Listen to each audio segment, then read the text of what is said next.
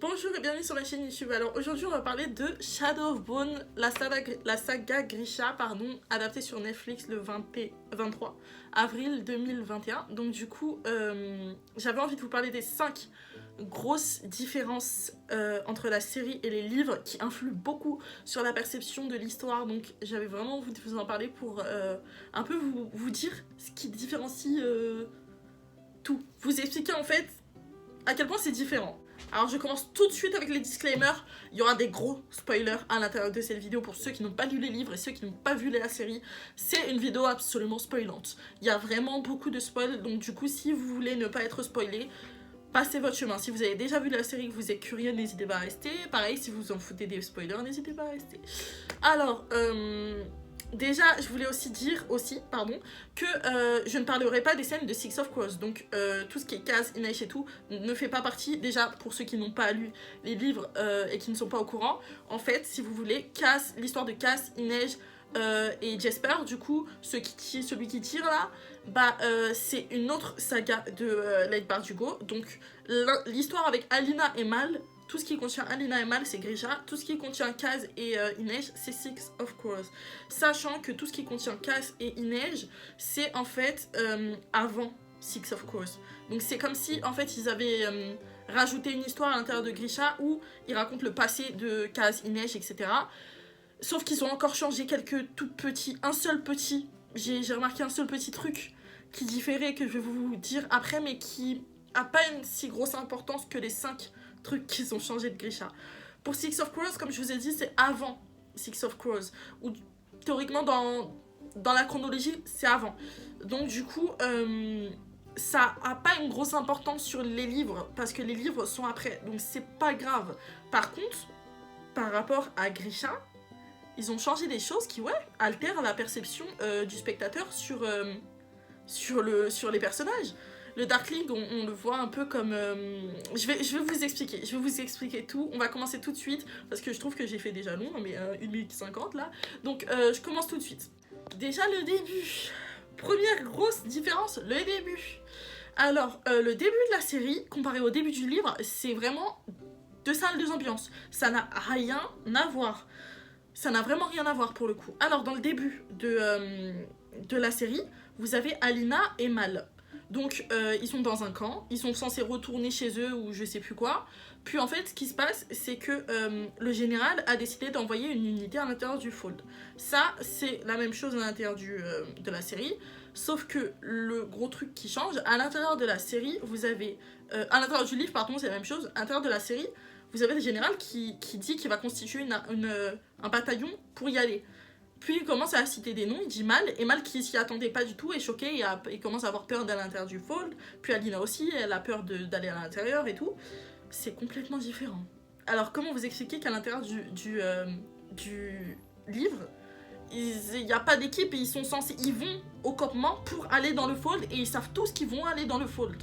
C'est déjà complètement différent. Vous voyez, ils ont changé des petits trucs comme ça à chaque fois dans toute la série qui changent pas mal de choses. Ils ont changé un peu aussi le caractère de Mal par certains moments. Au moment où il doit aller dans le Fold, on le voit qu'il commence à avoir peur, etc. À l'intérieur du livre, au début, il a pas du tout peur. Il tente à tout prix de rassurer Alina. Puis, je crois qu'il a un moment de doute dans la nuit, juste avant de retrouver Zoya et de coucher avec elle. Mais dans la série, dans le livre, il a pas peur. C'est pas la même chose. Puis, ce qui m'a choqué entre guillemets, c'est que dans la série, ils ont fait un stratagème Alina fait un stratagème pour aller à l'intérieur du Fold avec lui, alors que dans le livre, elle a tellement peur du Fold qu'elle ne veut pas y aller en fait. Puis Mal il lui dit que tout va bien se passer et tout, et elle finit par y aller. Mais elle fait un stratagème, elle brûle des cartes et tout, et le général il finit par dire que toute son unité va à l'intérieur du Fold. Donc en fait dans la série, il la culpabilise aussi d'envoyer tout le monde à l'intérieur du Fold. Dans le livre, tout le monde y va déjà. Du coup, vous avez ce petit truc qui diffère, et c'est des petits trucs comme ça qui changent la perception des personnages. Parce que là, c'est de sa faute si tout le monde est allé dans le Fold. Puis ensuite, il y a une autre scène qui est complètement changeante. C'est à l'intérieur du bateau. Quand il y a l'attaque de Volcra, là, vous avez Alina, Alexei il est un peu plus loin, Mal il est un peu plus loin dans la série. Alexei et Alina déjà ils sont déjà collés. C'est vraiment des petits détails, vous verrez, ils sont déjà collés. Et Alexei ne saute pas du bateau. Alexei ne saute pas du bateau, Alexei se fait arracher par un volcra. Et à partir de là, dans le livre, il est mort, point. Personne ne dit qu'il est mort, mais il s'est fait arracher par un volcra, tout le monde sait qu'il est mort dans le livre. Il n'y a pas besoin... L'autrice a fait en sorte qu'on n'ait pas besoin de s'imaginer grand chose. Il est mort. Dans la série, il saute, il court, il réussit à sortir du fold, puis il se fait capturer par quelqu'un qui le tue. C'est impossible à l'intérieur du livre. Vous voyez, donc il y a vraiment des choses qui diffèrent beaucoup.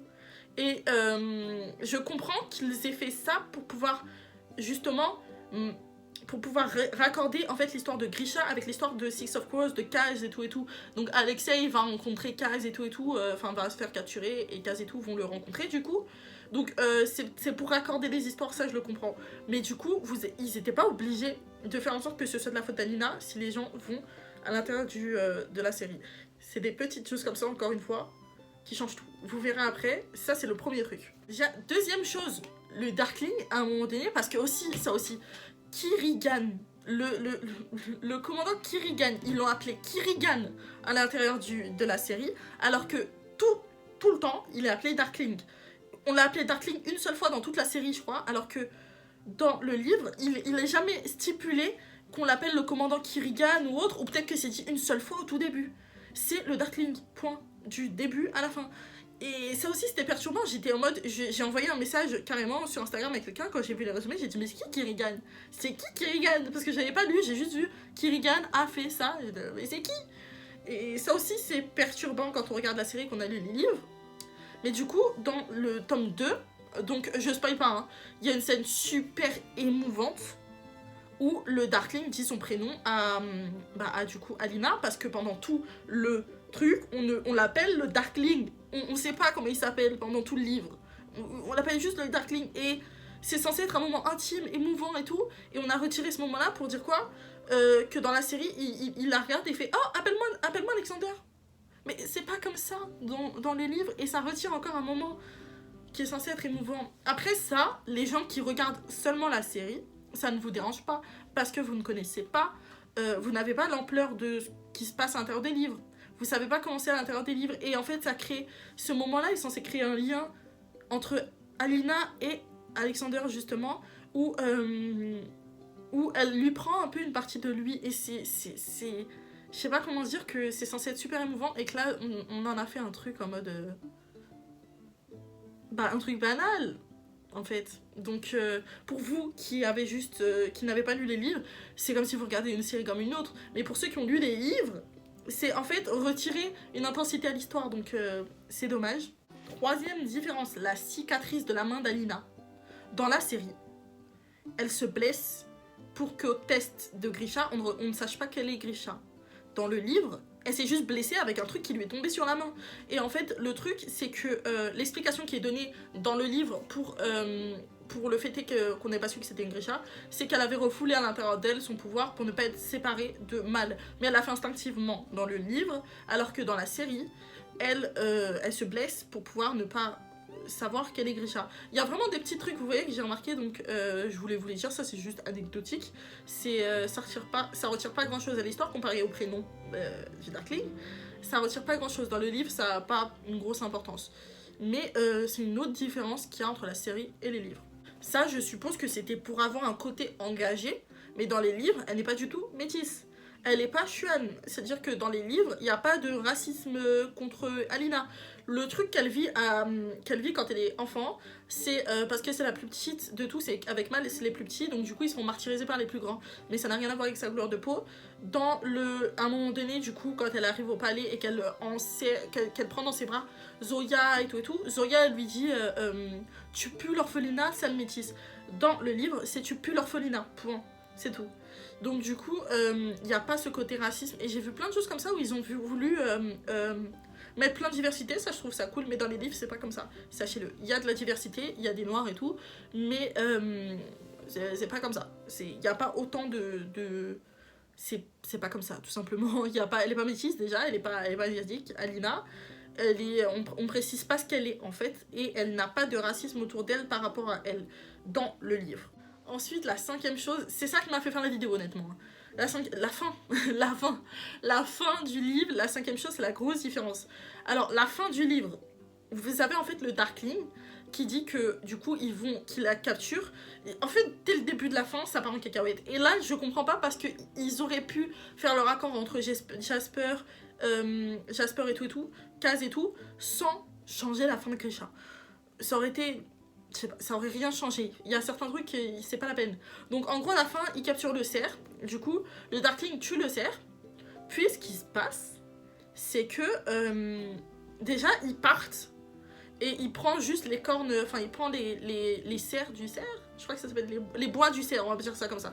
Ils prennent les bois du cerf, et ensuite ce qu'ils font, c'est qu'ils partent. Dans le livre, c'est directement où elle a le collier autour du cou, et c'est un matériel key. Ouais, je crois que c'était ça, un fabricateur ou un matériel key qui lui met, c'est David du coup, qui lui met autour du cou. Et dans la série, ils partent, et du coup, le Darkling, il a un truc dans la main pour le relier à Lina, qui l'a autour du cou et qui sort avec des trucs qui sortent de ses épaules. Dans le livre, il n'y a pas besoin de trucs dans la main pour que le Darkling soit relié à Lina. Il est relié à Lina parce qu'il a tué le cerf et qu'elle a un truc de cerf sur elle. Point. Il n'y a pas besoin, du coup, qu'elle lui mette un coup de couteau dans la main pour retirer le truc, pour qu'elle puisse utiliser son pouvoir. Elle utilise son pouvoir parce que le cerf l'a choisi. Elle, comme elle l'a dit à la fin de la série, mais elle n'avait pas besoin de lui retirer le truc de la main, et elle n'avait pas besoin, surtout, il n'y avait pas besoin de trucs dans la main tout court, en fait. Donc c'est des trucs qui changent, mais c'est pas ça qui m'a choqué. C'est le fait que à certains moments, on a voulu rendre le Darkling plus gentil, mais Alisha, on en a fait un bisounours. Alors que dans la série, dans le livre, c'est pas un bisounours, Alina. C'est pas du tout un bisounours. C'est-à-dire que dans la série, ce qu'ils ont fait, c'est qu'à la bataille finale, il y a Inej et tout qui viennent, Kaz et tout, donc ça, on n'en parlera pas parce qu'encore une fois, c'est pas ça. C'est pas de ça que je voulais vous parler, c'est de vraiment Grisha. Ce qu'ils ont fait, c'est que déjà, ils ont changé ce truc où... ils ont changé le pourquoi du comment Alina elle retrouve ses pouvoirs. Normalement, elle retrouve ses pouvoirs au moment où Mal est jeté dans les ténèbres tout seul. Et du coup, elle veut le sauver, donc du coup, boum, elle utilise ses pouvoirs pour le sauver, puis elle saute avec lui et elle court jusqu'à l'autre bout, et surtout elle coupe le bateau, et du coup elle condamne toutes les personnes qui sont à l'intérieur du bateau à mourir. C'est elle qui le fait, c'est pas comme le bateau ne ressort pas des ténèbres en fait. Et là ils ont fait ressortir le bateau des ténèbres pour éviter qu'il y ait tout ce truc où tout le monde meurt, pour rendre Alina plus humaine. Mais dans le livre, elle condamne toutes les personnes qui sont à l'intérieur du bateau. Elle les tue. Enfin, elle sait pas qui va. Zoya, elle sort pas du tout des ténèbres avec elle. Zoya, elle s'en sort par elle-même dans le livre. Mais à l'intérieur de la série, c'est vraiment le monde des bisounours. C'est en mode, ils ont réussi à mettre le Darkling à terre. Et donc, du coup, à l'envoyer sur des Volcra. Du coup, Mal, il retombe dans le bateau. Puis, ils sortent avec le bateau des ténèbres. C'est pas comme ça du tout dans le livre. Et ça, j'ai trouvé ça dommage. Parce que du coup, on a une perception différente d'Alina. Dans la série, elle est toute gentille, toute rose, alors que dans les livres, il y a ce côté sombre, humain, et ce côté bon. Alors que, et pareil pour le Darkling en réalité, si on compare Alina et le Darkling, le but justement dans les livres, c'est qu'on voit qu'ils se ressemblent énormément. Le Darkling est déjà beaucoup plus poussé vers les ténèbres, mais Alina n'est pas parfaite, elle tue des gens à l'intérieur sans le vouloir, forcément, elle coupe, mais elle sait qu'ils vont se faire dévorer. Donc elle tue des gens à l'intérieur du livre. Et ça, j'ai trouvé ça dommage de retirer ce moment qui est censé être important pour justement sa mentalité d'après. Je sais pas, c'est censé être important. Pour le truc de Six of Crows, c'est pas Kaz qui rachète le contrat de Inej, c'est du coup Kaz qui demande à son patron, parce que Kaz n'est pas le patron également à l'intérieur de Six of Crows, il demande à son patron de racheter le contrat d'Inej et pas avec des pierres précieuses. Donc ça a été romancé pour pouvoir être un peu en mode... pour pouvoir que les fans aient un truc... pour pouvoir faire fanfiction en gros si vous voulez. En gros, ils ont rajouté les personnages de Six of Crows à l'intérieur de la série, donc vous avez leurs personnages vraiment, donc Kaz et tout, avec leur caractère, c'est comme ça aussi dans les livres, leur façon de s'habiller, c'est comme ça aussi dans les livres, mais tout le reste, toutes les histoires qu'ils racontent, à part la ménagerie d'Inej et tout, c'est romancé. C'est-à-dire que le départ est bon, tout ce qui se passe au départ, c'est réel, mais tout ce qui se passe à la fin, comment il libère Inej, et tout ça c'est romancé, tout ça c'est faux du coup. Donc voilà pour ceux qui n'avaient pas lu les livres, c'était ça les différences, les grosses différences qu'il y a entre la série du coup et les livres. Je vous avais prévenu, c'est spoilant de ouf, c'est vraiment très spoilant, mais du coup si vous avez vu la série, normalement ça devrait aller. C'est tout pour cette vidéo, n'hésitez pas à liker la vidéo et à la partager. N'hésitez pas aussi à commenter, à me dire ce que vous avez pensé de la série, si vous avez aimé ou non. Et j'espère que cette vidéo vous aura plu. Pardon.